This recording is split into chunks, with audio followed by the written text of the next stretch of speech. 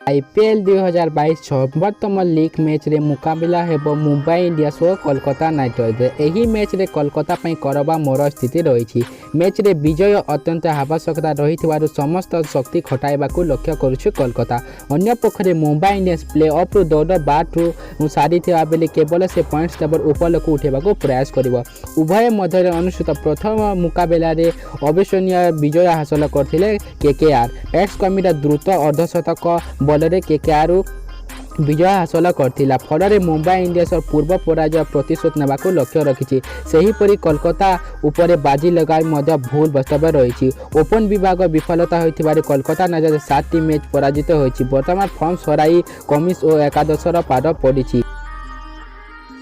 Mumbai Indians 8 रे पराजित रही और 2 रे विजय हासिल कर। अधिनायक रोहित शर्मा फॉर्म रे फेरी। तेरे फ्रेंड्स वीडियो केमिति लागला वीडियो भल लागला तारे लाइक करंतु कमेंट करंतु चैनल रे न आसी सब्सक्राइब करंतु। जय हिंद जय जगन्नाथ।